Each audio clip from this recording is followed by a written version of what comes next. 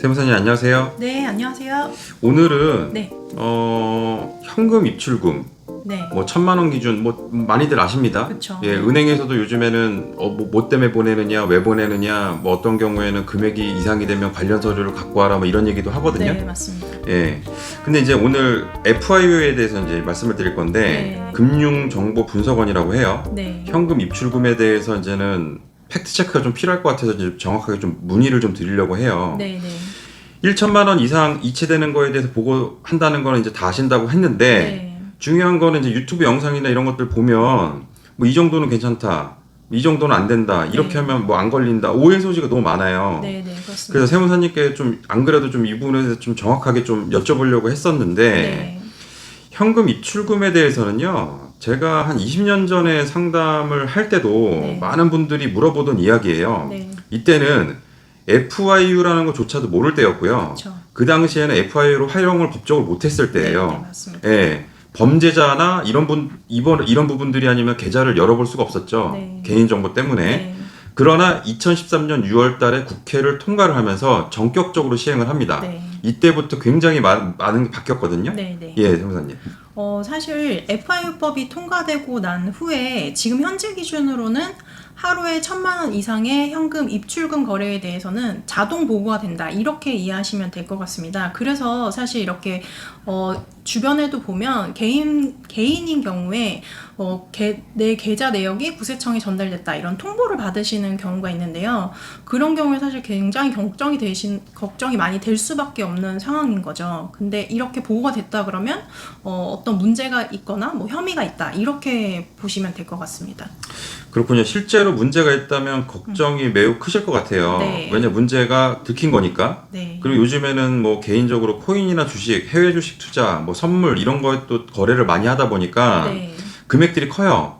이렇게 해서 이제 하는 부분들도 이제 돼 있고, 그리고 아까 전에도 제가 언급을 했지만 여러 영상들을 보면 이렇게 하면 걸린다 안 걸린다라고 얘기하는 부분들이 네. 잘못된 정보로 이해될 수 있게 애매하게 좀 표기가 된 것들이나 말씀하시는 경우들이 좀 많거든요. 네, 맞습니다. 그래서 제가 이제 오늘 세무사님께 이제 여쭤보고 있는 뭐 상황들입니다. 네, 네. 그리고 지금 FIU만 있는 게 아니라 여러 가지 시스템들이 많아요. 뒤에 네. 말씀을 드리겠습니다. 네, 네.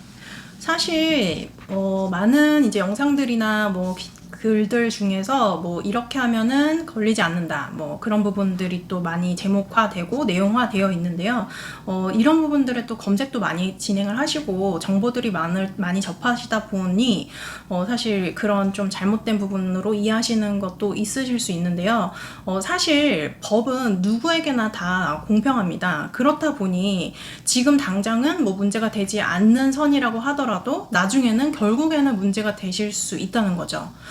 FI 보고는 사실 예전에는 보고 기준 금액 자체가 상당히 높았습니다. 이게 계속적으로 하향 조정이 됐고 지금 현재 기준인 1,000만 원은 2019년도에 2,000만 원에서 1,000만 원으로 줄어들게 되면서 그때 이제 기준이 1,000만 원 금액으로 변경되었다고 보시면 되는데 또 국세청 자료를 보면 FIU 정보로 인해서 이 정보를 세무조사에 활용함으로써 7년간 연평균으로 해서 2조 2,700억 원을 추징했다고 했습니다.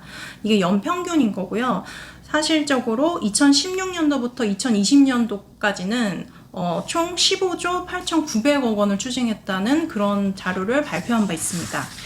사실 그리고 FI뿐만이 아니라 이와 다른 또 여러 가지 많은 프로그램과 시스템을 계속적으로 개발하고 있기 때문에 그런 개발한 시스템 프로그램을 세무조사에 실질적으로 활용하고 있습니다. 예. 세무조사님께서는 세무사님께서는 조사님이래요. 제가 실수했습니다. 네.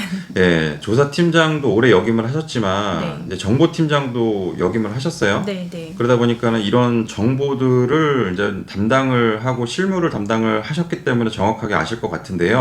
네. 조금만 더 설명을 이어가 주시죠. 왜냐면 FI만 있는 게 아니기 때문에. 네, 맞습니다. 국세청은 PCI와 같은 이런 AI 시스템을 도입해서 소득하고 지출을 또 면밀히 파악을 하고 있고요. 그리고 AI와 빅데이터를 활용해서 자금의 원천까지 추적하겠다. 이렇게 한 바 있습니다.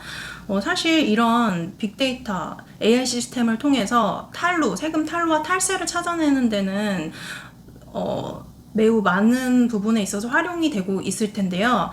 사실 그러다 보니 아까 말씀드린 FIU에 의한 1,000만 원 이상 거래뿐만이 아니라 1,000만 원 미만 거래라고 하더라도 이런 부분이 뭐 현금 거래가 반복된다거나 의심 거래가 반복된다거나 한다면 그 부분도 충분히 활용을 할 수 있다고 보시면 될 것 같아요. 그래서 이렇게 서두에 말씀드린 그 1,000만 원 이상 거래인 CTR뿐만이 아니라 STR이라는 부분도 있는데 쉽게 말씀드리면 CTR은 고액 현금 보고고 STR은 의심 거래 보고라고 보시면 될 것 같아요. 그러니까 이러한 방대한 자료를 AI 시스템과 여러 가지 시스템 24시간 365일 검토를 하고 있고 네. 국세청뿐만 아니라 관련 부처에서도 같이 관리를 하고 있고 또 뛰어난 뭐 조사 공무원들이나 아니면 세무 공무원 분들께서 관리를 하고 있으니 지금 당장 빠져나가는 게 아니에요. 잠깐 시간이 미뤄진다 한다 하더라도 나중에는 결국에 문제가 된다. 이렇게 보여질 수 있겠네요. 네, 맞습니다. 꼭 뭐 절세나 이런 부분에 있어서는 합법적인 테두리 안에서 전문가의 도움을 받아서 진행을 하시고 더더군다나 현금 거래 같은 경우는 요즘은 사실 고액의 현금 거래를 하는 경우가 많지는 않다 보니까 이렇게 현금 거래 이동이 있는 경우에는 특히나 더 주의를 하시고 현금 거래가 계속적으로 또 반복되는 경우라고 한다면 더더군다나 유의를 하셔야 될 것 같고요. 사실 이렇게 현금 거래는 사업하시는 분들 같은 경우에는 뭐 현금의 매출 누락 이 부분까지도 또 연결이 될 수 있는 부분이다 보니까 또 괜한 오해를 하실 수 있는 부분이고 그래서 또 유의가 필요한 부분입니다. 왜냐면 사업을 하시는 분들도 결국엔 다 개인이잖아요. 네. 예. 그러니까 국세청은 쉬지 않는다. 그리고 시스템은 멈추지 않는다. 네. 그리고 문제가 있으면 언제든지 문제가 된다. 네, 이렇게 그렇습니다. 생각하면 되실 것 같고요. 오늘 오해에 대해서도 그렇고 궁금한 부분들에 대해서도 설명을 잘 해주셔서 감사드리고요. 다음번에 또 궁금한 거 있으면 여쭤보도록 하겠습니다. 네, 감사합니다. 감사합니다.